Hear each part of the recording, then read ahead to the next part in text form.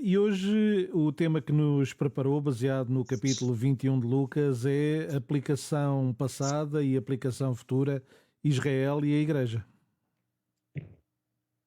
Saudações cristãs a todos, a todos vocês aí no estúdio, online e também a todos aqueles que nos seguem e que nos ouvirão mais tarde, certamente, na gravação que ficará disponível no Facebook. Pois este título surge de uma constatação, de uma reflexão, em que, pela palavra de Deus, como vamos ver, Israel e a Igreja são como corpos entrelaçados da história da humanidade, num mesmo destino comum, ligado, obviamente, por Deus, o Criador e Senhor de todas as coisas. Este conceito importante e bíblico, como vamos ver, que nos revela Israel e a Igreja entrelaçados na história, ou seja, no tempo da história, refletido em cada momento, tanto no passado, como no presente, como no futuro, é um conceito importantíssimo para entendermos aquilo que é o povo de Deus. Chegados aqui, eu acho que a primeira questão é como é que podemos ilustrar pela Bíblia que Israel e a Igreja estão entrelaçados na história da humanidade, como eu afirmei. E vamos ver alguns exemplos que claramente exemplificam esta ligação de Israel e da Igreja no tempo e na realidade do povo, daquele que é o Deus Todo-Poderoso, Yahvé, aquele que é o Deus que se revela pelas Sagradas Escrituras. Começamos como exemplo com um capítulo muito importante para o entendimento do curso do plano da salvação de Deus ao longo da história, que é o capítulo 12 do livro do Apocalipse. Temos falado ultimamente bastante neste capítulo, e em resumo podemos dizer que neste capítulo existe uma mulher que simboliza o povo de Deus, na sua forma como Israel antes do nascimento de Jesus Cristo, o Salvador, e na sua forma também como Israel e a Igreja após o nascimento de Jesus Cristo. É a mesma mulher, povo de Deus, antes e depois de Jesus. Tal facto é ilustrado, se nós formos ao Apocalipse, capítulo 12, aos versículos 11 a 13, estes versículos dizem-nos assim: E eles venceram pelo sangue do Cordeiro e pela palavra do seu testemunho, e não amaram a sua vida até à morte.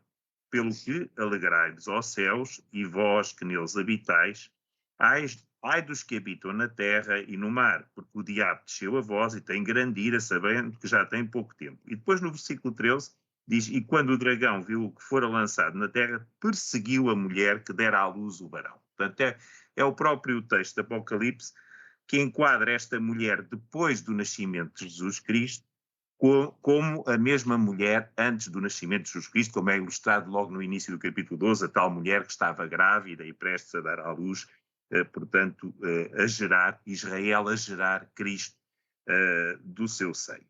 Portanto, a mesma mulher é, antes e depois de Jesus Cristo, o mesmo povo de Deus. Portanto, podemos reparar que, se bem que após o nascimento, a morte e a ressurreição de Jesus Cristo, a mulher, ou seja, o povo de Deus, passa a tomar a forma daquilo que nós hoje designamos por igreja, ela não deixa de ser a mesma mulher que deu à luz o filho varão, portanto Jesus, ou seja, não se desliga da identidade de Israel. Portanto, é sem dúvida um capítulo que merece um estudo mais profundo, este capítulo 12 do Apocalipse, nomeadamente acerca da história do plano da salvação e do seu decorrer ao longo do tempo. Mas hoje, quanto ao capítulo 12 do Apocalipse, ficamos por aqui e vamos ver outros exemplos de textos bíblicos exemplificativos deste enlace entre Israel e a Igreja. Portanto, muito importante também é o exemplo da Igreja dos primeiros tempos, e para isso vamos recorrer ao livro de Atos e vamos usar alguns dos muitos exemplos que lá estão expostos quanto a esta ligação entre Israel e a Igreja, começando pelo dia de Pentecostes, portanto, aquilo que vem relatado no capítulo 2 do livro de Atos. Diz assim nos versículos 1 e 2, diz: Cumpriu-se o dia de Pentecostes, estavam todos reunidos no mesmo lugar e, de repente, veio do céu um som como um vento veemente e impetuoso e encheu toda a casa em que estavam assentados. Portanto, aqui podemos dizer,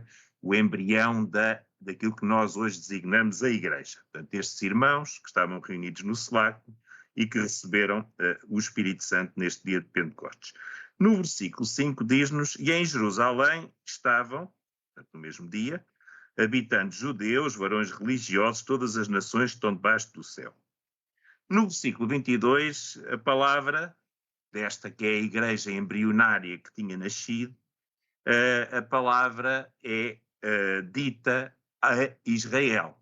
Portanto, e é citado, varões israelitas, escutai estas palavras. A Jesus Nazareno, varão aprovado por Deus, entre vós com maravilhas, prodígios e sinais, que Deus por ele fez no meio de vós, como vós mesmo bem sabeis.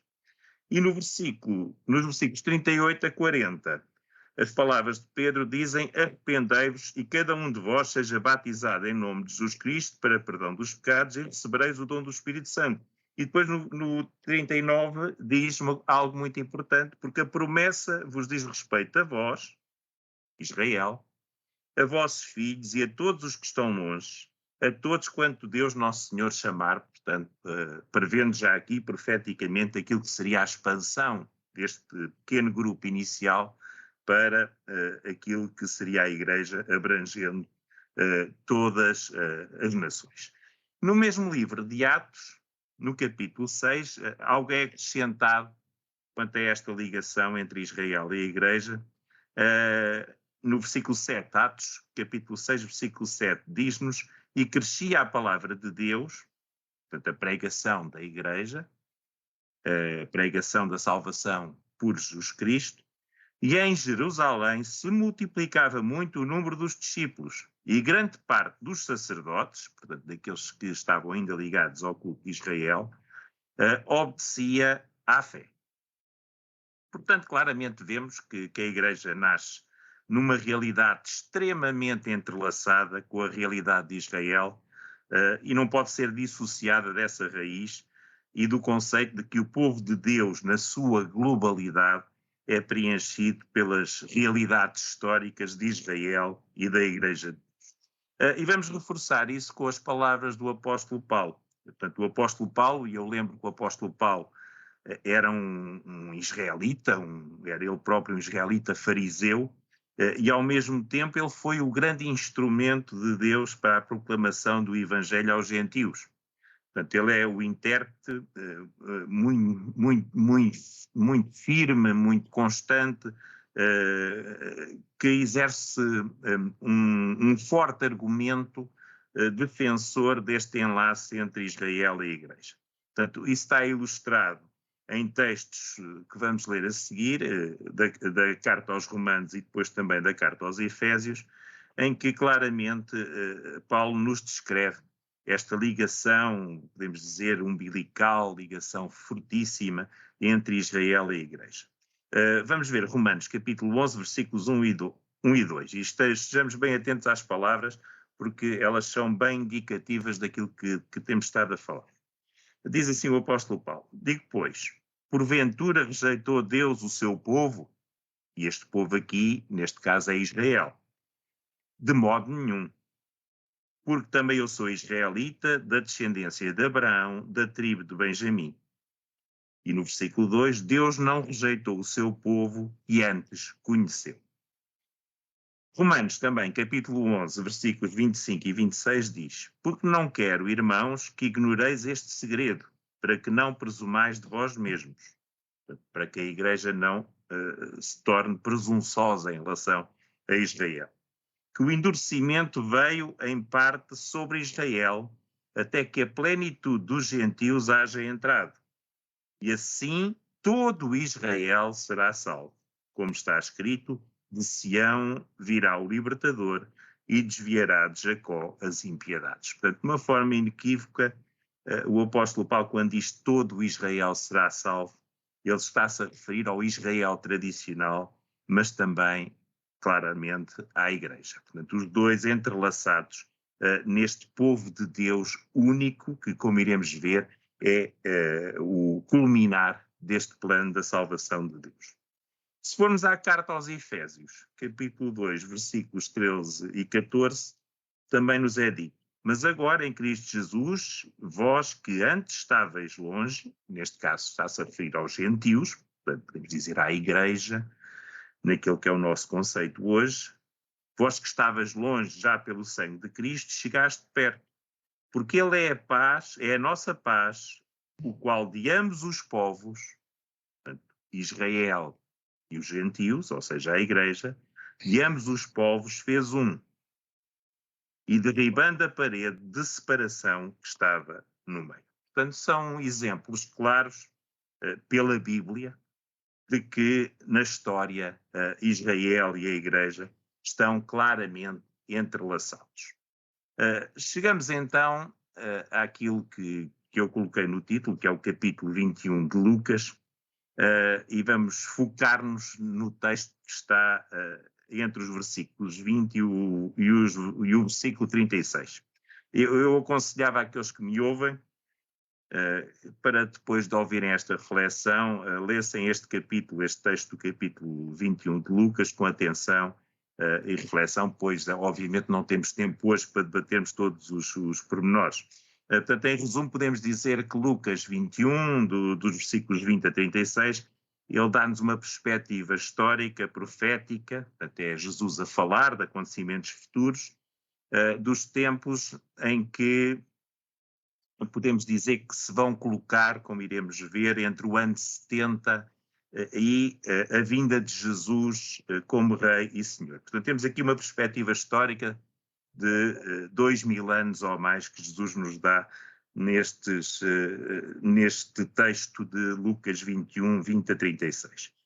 Antes de o analisarmos em resumo, há dois aspectos significativos que devemos notar para a nossa interpretação deste texto. Primeiro, quando Jesus fala, ele está a falar para Israel, pois a igreja no seu formato atual só surgiria mais tarde, no dia de Pentecostes, como lemos atrás.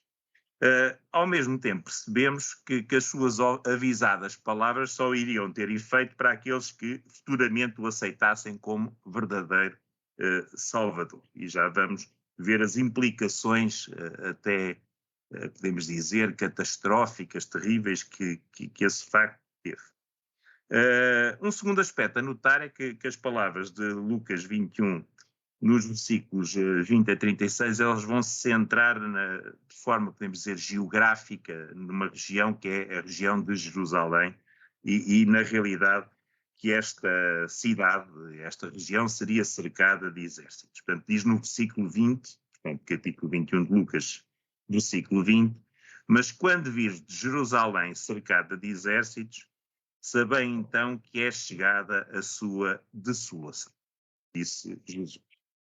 E esta realidade do cerco de Jerusalém teve a sua primeira concretização no ano 70, quando o general romano Tito cercou a cidade e a destruiu, e é considerado uma das maiores mortandades da história. Calcula-se que cerca de 100 mil pessoas, a maioria judeus, teriam morrido neste conflito, nesta altura, no ano 70. Portanto, conta-se também que muitos cristãos, e certamente também alguns judeus avisados, fugiram da cidade antes do cerco final, no fundo respondendo afirmativamente ao apelo que Jesus tinha deixado e que lemos no capítulo 21 de Lucas.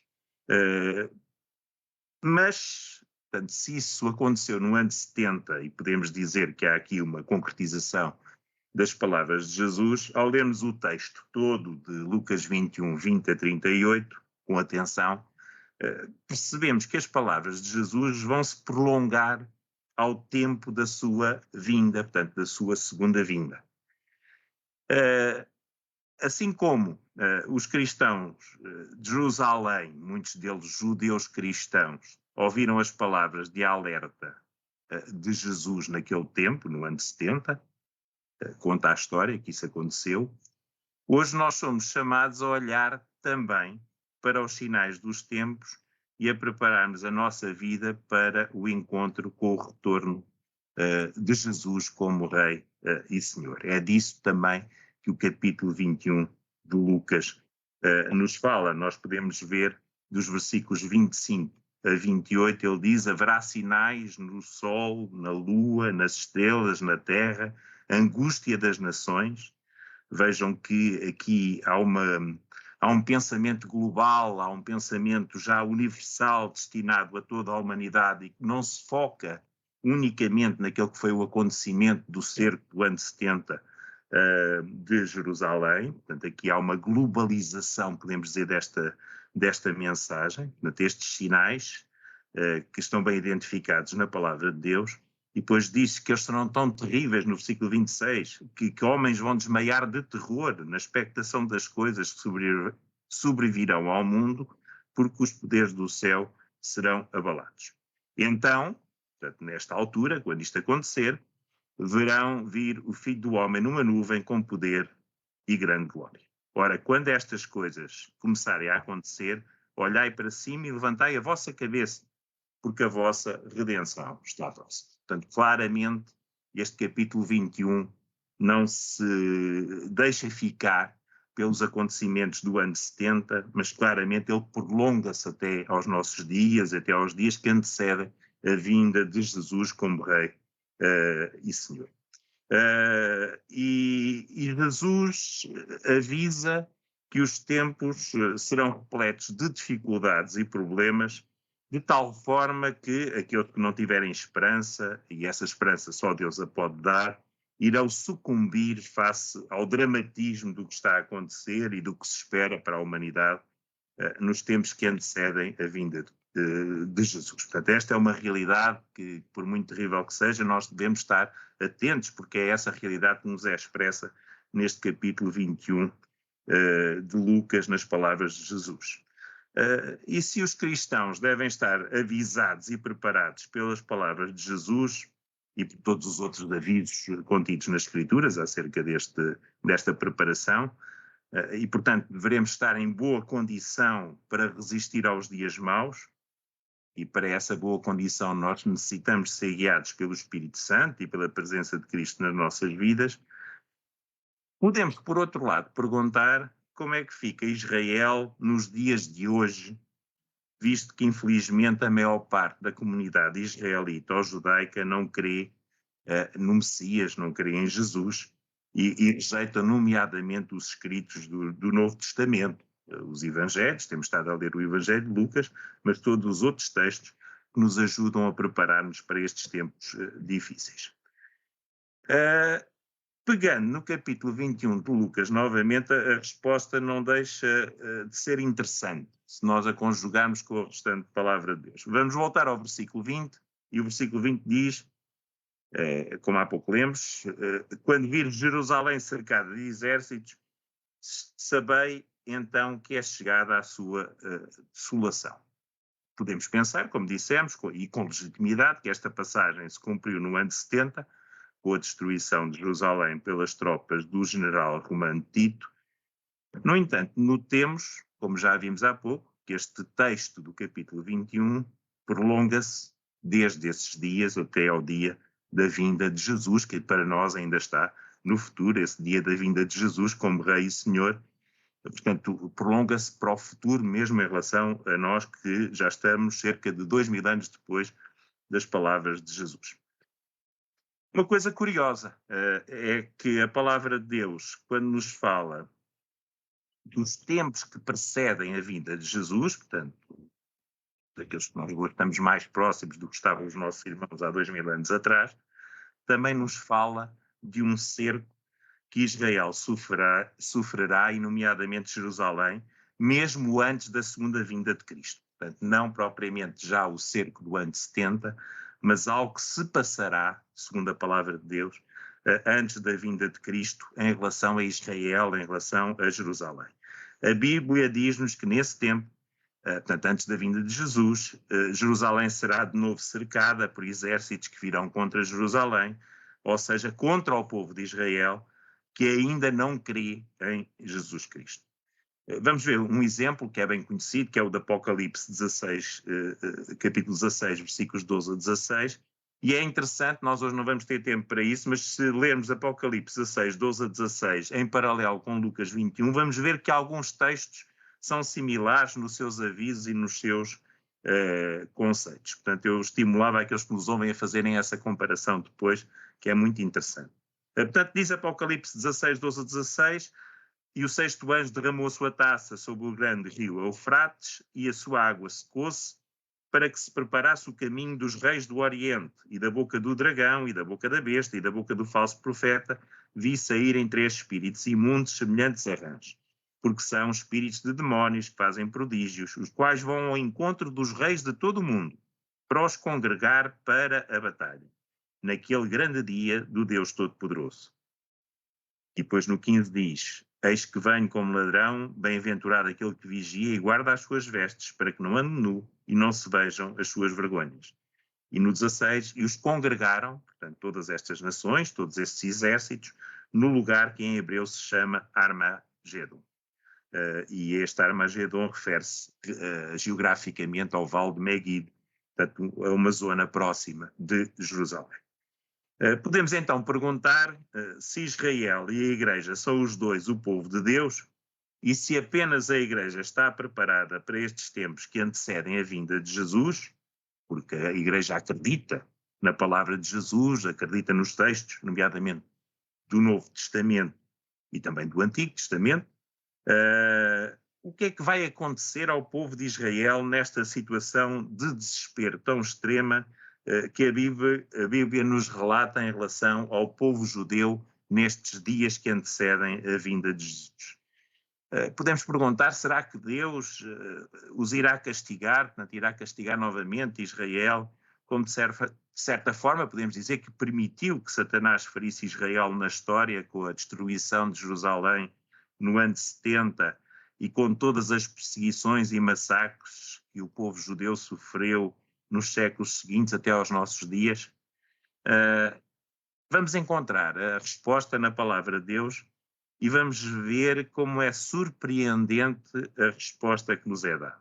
E para isso vamos a um profeta do Antigo Testamento, um profeta muito importante para entendermos também toda esta história relacionada com Israel, que é Zacarias. Zacarias no capítulo 12, e lembremos que nós estamos a falar num contexto em que Israel está em desespero nos dias que antecedem a vinda de Jesus. Portanto, em algo futuro em que devem ser enquadradas estas palavras de Isaías. Diz assim Zacarias capítulo 12, nos versículos 1 a 3.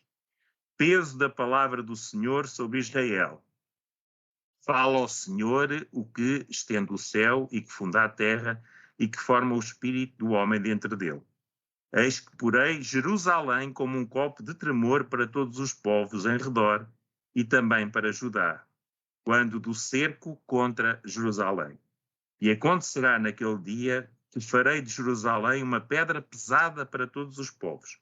Todos os que carregarem com ela certamente serão despedaçados e juntar-se-ão contra ela todas as nações da terra. Portanto, vemos aqui um enquadramento perfeitamente compatível com as palavras que lemos em Apocalipse no capítulo 16. E podemos perguntar o que é que poderá Israel contra estas poderosas nações que, como diz aqui, o vão cercar. Certamente nada poderia se Deus tivesse esquecido de Israel. Mas, como vamos ver, Deus mantém as suas promessas em relação ao povo de Israel. Deus ama a Igreja pelo sangue de Jesus, mas Deus não se esquece das promessas feitas a Israel. Portanto, para nós, como cristãos, a vinda de Jesus será a consumação da salvação pela transformação, se estivermos vivos, ou pela ressurreição que nos leva à vida eterna. No entanto, como vamos ver, esta segunda vinda de Jesus será também um tempo de salvação para Israel e um tempo de reconciliação de Israel com o seu Deus, o Deus de Abraão, de Isaac e de Jacó, a reconciliação através do Messias, que rejeitaram durante séculos, mas que irão aceitar com lágrimas e choro de arrependimento.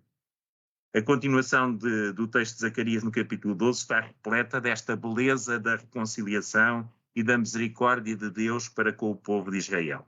Vamos ver os versículos 5 a 10 que nos ilustram isso mesmo. Diz assim: então os chefes de Judá dirão no seu coração: a minha força são os habitantes de Jerusalém e o Senhor dos exércitos, seu Deus.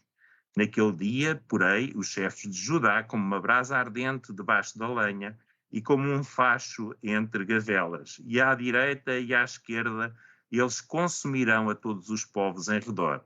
E Jerusalém será habitada outra vez no seu próprio lugar, mesmo em Jerusalém. Naquele dia o Senhor amparará os habitantes de Jerusalém, e o que dentre eles tropeçar naquele dia será como Davi, e a casa de Davi será como Deus, como o anjo do Senhor diante deles. E acontecerá naquele dia: procurarei destruir todas as nações que vierem contra Jerusalém.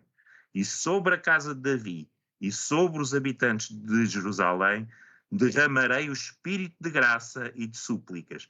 E olharão para mim a quem trespassaram, e o prantearão como quem pranteia por um unigênito. E chorarão amargamente por ele, como se chora amargamente pelo primogênito. Este texto final é muito significativo, porque liga claramente esta misericórdia de Deus em relação a Israel à pessoa de Jesus Cristo. Portanto, para finalizar nesta reflexão, vimos que a história de Israel e a história da Igreja, elas decorrem em paralelo, com as suas diferentes realidades, mas elas estão entrelaçadas num mesmo propósito do Deus eterno.